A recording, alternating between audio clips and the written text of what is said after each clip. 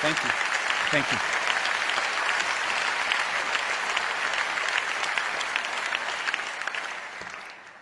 Thank you very much. It's a great privilege to be here. And I thank you so much for your support for our country, for my country, Israel.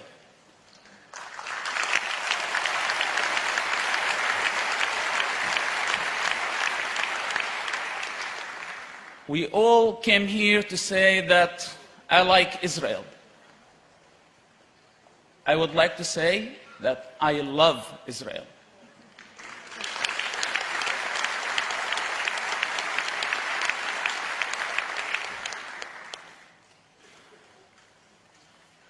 I am not a politician, and I was asked to be politically correct as much as I can. So I will try. I can't promise that I will be the best at being a politician. I'm not here to offend anybody. I am here to tell the truth the way that I saw it. And hopefully this will be the way for peace in our world at some point, because the truth is born only of freedom, and I think people have to have the freedom to think, to question, to criticize, to say things. If I was not like this, I wouldn't be standing here today. I was asked by the German Channel 2 a question. If Hamas was a terrorist organization or not. How can you answer a question like this? We still have thousands of innocent people's blood witnessing Hamas terrorist attacks. Hamas is a terrorist organization. I was asked more important question than if Hamas is a terrorist organization or not. I was asked once in America, what's the difference between Hamas and hummus?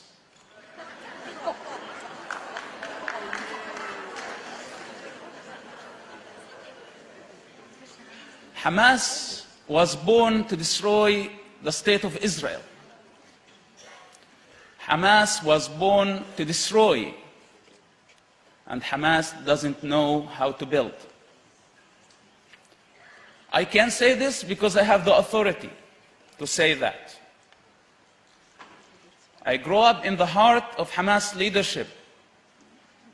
My father, Sheikh Hassan Youssef, is one of the founding members of Hamas organization. My family had to pay a very high price for the cause of Hamas. And we had to suffer more than any Palestinian family. So Hamas, at some point of my life, was my project. It was my business and my family's business. And I know about Hamas more than its members know about it.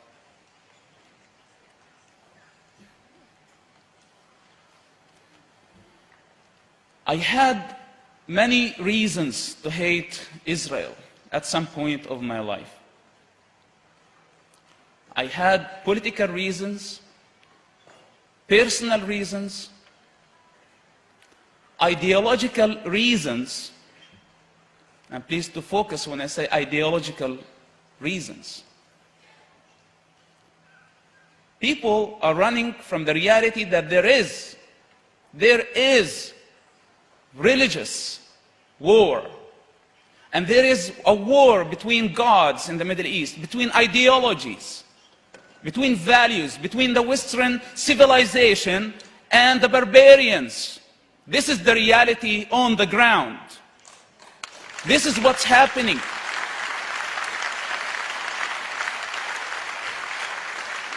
This is not radical Islam. I'm coming from a moderate Muslim family, and my dad considers himself a moderate leader. But we know every time when we read the Quran and we look at the behavior of Muhammad that unfortunately he did not like the Jewish people. And Hamas follow his steps.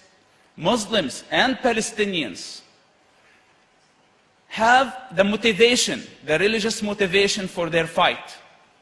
Maybe they pretend, maybe they try to be politically correct in the eyes of the world. But I personally, as a thinker and as an author, I can't fool people. And I don't care if I'm considered whatever people want to consider me.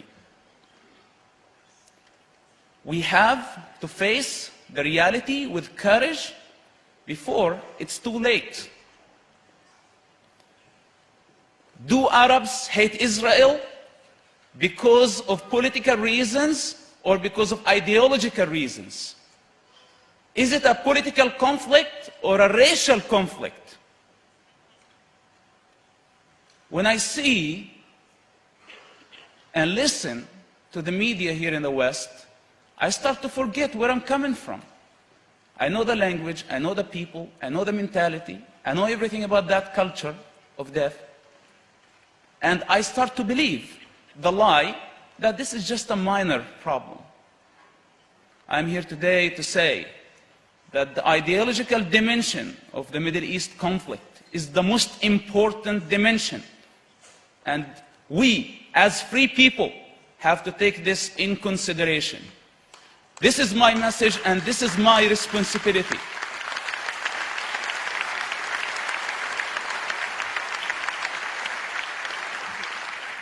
I think we are short on time and there is no room to fit all my story.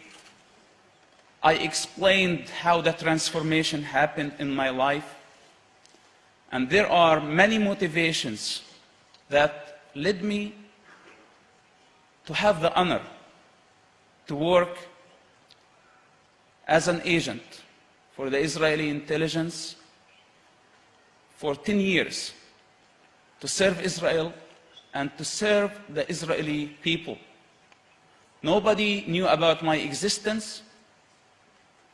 I was a top secret agent. Few people within the Israeli intelligence knew about my existence. How did I come from Hamas to serve Israel? This is a long story. As I said, it's very hard to fit the whole story in few minutes. I wrote about all the details in Son of Hamas. But all I can say that the most important motivation among all other motivations that I had to work for the State of Israel was the deep understanding of God's love to all His children through the person of Jesus Christ.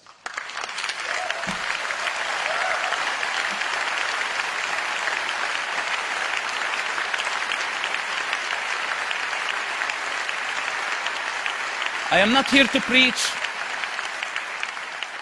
I'm not a saint, I'm a sinner, and I'm not a preacher, but this is the truth. And I know deep in my heart that that was the most important motivation that I had. Love your enemy. And I took the challenge, and because of that, I stand here today very confident. Yes, disowned. Yes, my nation want to kill me and execute me, and they consider me as a traitor. I stand here with lots of confidence to say that yes, I love Israel.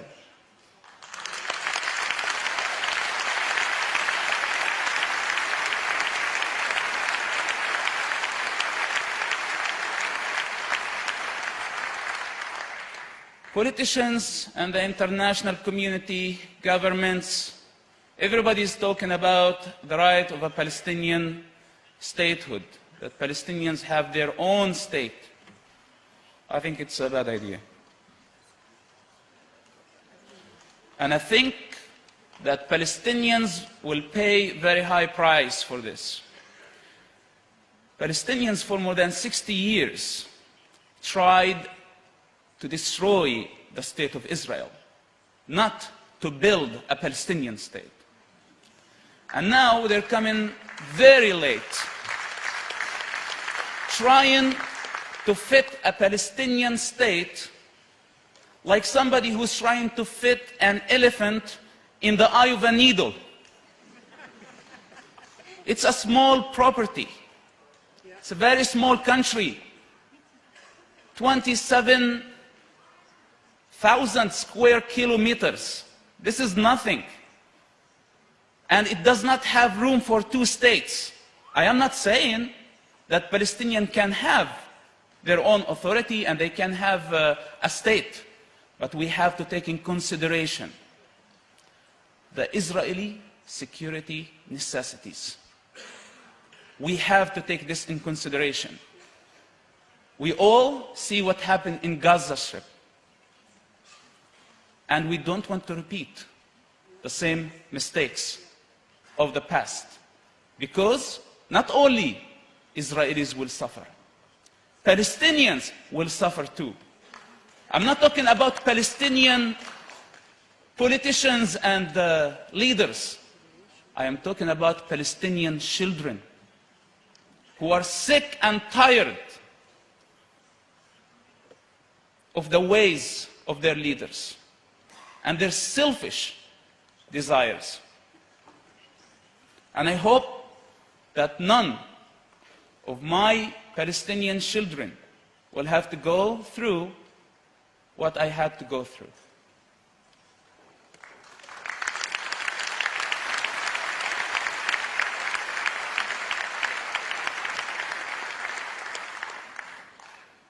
As I said, I worked for the security of Israel, and in the meantime, I still love my people.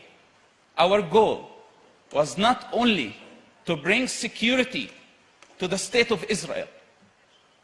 Our mission on a daily basis was to save human lives. Arabs, Palestinians, Israelis, Americans, and all types of people. That was our duty. And this is the truth that I learned for many years. That was our responsibility. When Arabs, with their propagandas, and Palestinians try to describe Israel as thirsty for the Palestinian blood, this is a lie for cheap political achievements. I was a witness, I have been a witness, and I know that Israel is not the problem in the Middle East. Israel is the solution to the Middle East.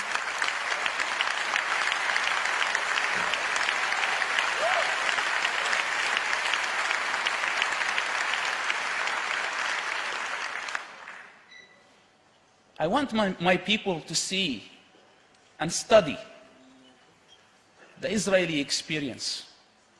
After all the tragedies that this amazing nation had to face, their focus was not to take revenge. After the Holocaust, the focus was to survive and to choose life over death. Unfortunately, my people did not learn from this amazing experience. And they are doing totally the opposite. They're seeking death over life. This is why I say that Israel is the solution, not the problem. And let me be honest with you. In this conflict in the Middle East today, after a long experience here in the West, reading, studying, reading about all the foundations of this civilization, the Western civilization, and its philosophy. I tell you, if Israel fails in the Middle East, the Western civilization will fail.